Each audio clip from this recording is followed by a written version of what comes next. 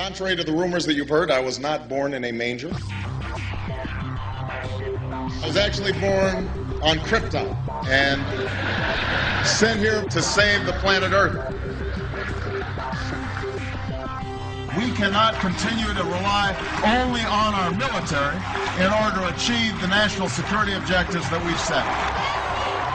Everybody somewhere between the ages of 18 and 25 will serve 3 months of basic training. We've got to have a civilian national security force that's just as powerful, just as strong. Yes, we can. Obama's healthcare plan will include coverage of all essential medical services. Yes, we can. Obama is a cruel hoax. He works for Wall Street. He's an agent of finance capital. Where did you come up with the number $700 billion? Here's the Treasury spokeswoman's quote. It's not based on any particular data point. We just really wanted to come up with a really big number. To Democrats and Republicans who've opposed this plan, I say, step up to the plate. A few members were even told that there would be martial law in America if we voted no. Secretary Henry Paulson is no George Washington. I don't think anyone questions, Mr. Kashkari, that you're working hard. Our question is who you're working for.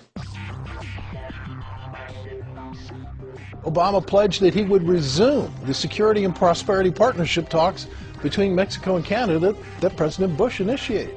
The old boss is starting to look a lot like the new boss. Robert Gates is going to remain on the job as Defense Secretary for at least a year. Plenty of sources knew about this meeting, told us and others that it was at Hillary Clinton's house, but clearly it wasn't.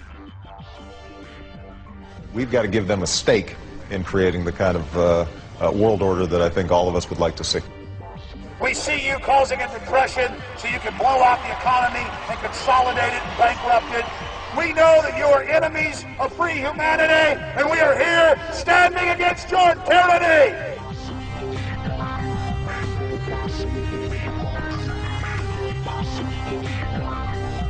The Obama deception. The truth strikes back.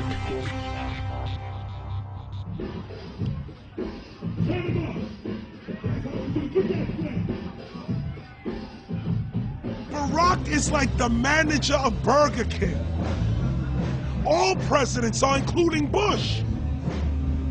It's like this: when your fries are cold, if your burger is not done right, you go back to Burger King, America, or your government, and you say, my burger's cold, I want new fries. First, you go to the cashier, that's the courts. You argue to the courts. The courts, if you can't get no justice with the cashier, you say, let me see the manager. I want to go to the Supreme Court. I want to see the president. The manager comes out. Hi, what can I do for you?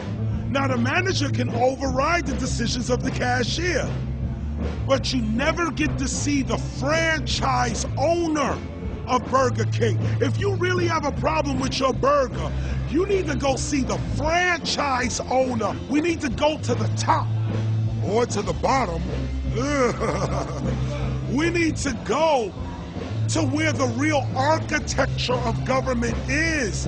And it's not in a president. It's in a global scheme. Politics in America today is identical to pro wrestling. And what I mean by that is, in front of the cameras and the public, we all hate each other. I'm going to kick my opponent's butt. I'm going to whale him from here to high water and beat the crap out of him. Yet behind the scenes, we all are friends going out to dinner. Went to dinner together. And it's all a work. All intermarried. Show business. It's showbiz. And that's what you have today in politics. The Democrats and Republicans aren't really opposed to each other. Left and right mean nothing. The only thing that counts is, are you working for Wall Street or you're trying to defend the people against the financiers? It's pretty obvious that there's some gigantic financial institutions that have been pulling the strings of politicians in this country for a long time. And there's the fact that we have it set up where they can donate millions of dollars to these guys' funds, these guys' campaigns. I mean, how do we not expect it all to go bad? America in 2009 was desperate for change. The past 8 years had been a disaster.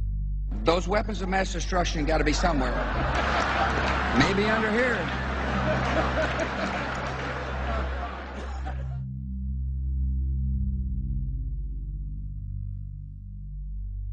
George W. Bush, who had claimed to be a conservative, had tripled the size of the federal government, shredded the Constitution, and destroyed the image of the United States worldwide. Nope, no weapons over there.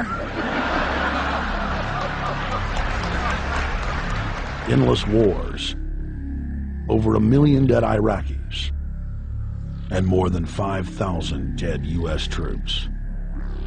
The Patriot Act,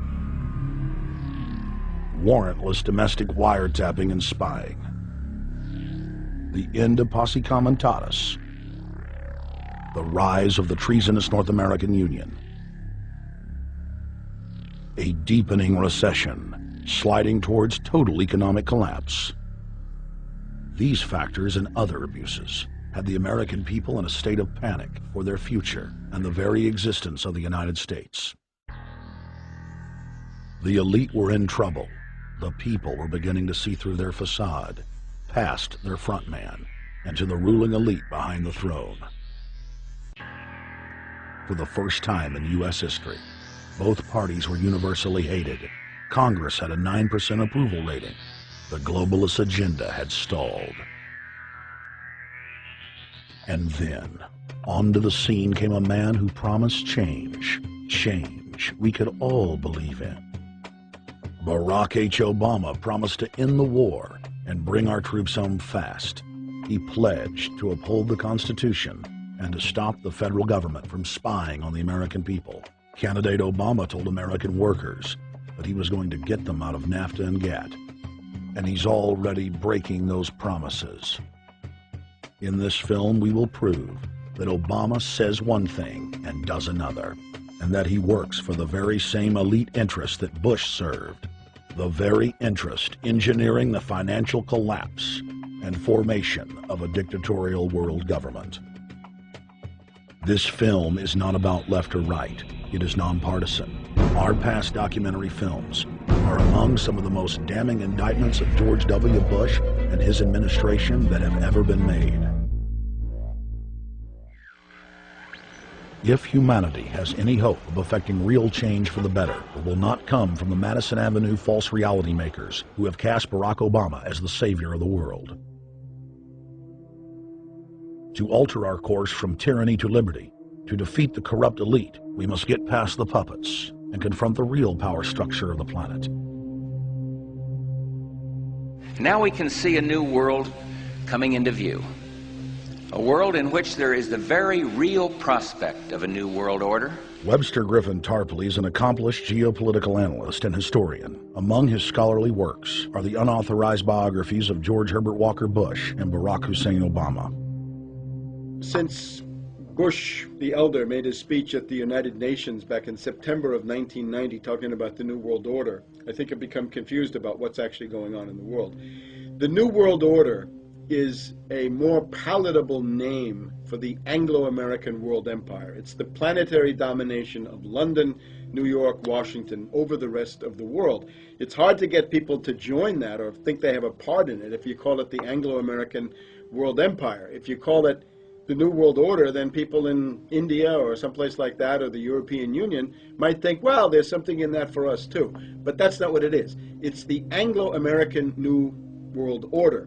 It's really the old world order. It's the British Empire morphing into the American Empire. The U.S.-British world empire is what you're going to get. Combines of powerful men have always battled with each other over the levers of power. Gerald Celente is recognized as one of the world's foremost trends forecasters and is the founder of the Trends Research Institute. People that are knowledgeable know that the fight that this country has been waging since its inception is for the central bankers not to take over the country. And that's why people like Andrew Jackson were elected. And that's why people revere people like Thomas Jefferson and others. The takeover's happened, and it's a corporate takeover. Agents of the Bank of England attempted to assassinate President Andrew Jackson on multiple occasions because of his resistance against a private central bank being set up in the United States. And it was something that Abraham Lincoln warned. And this is, by the way, why I believe he was assassinated. This is the Lincoln quote. The money powers prey upon the nation in times of peace and conspire against it in times of adversity.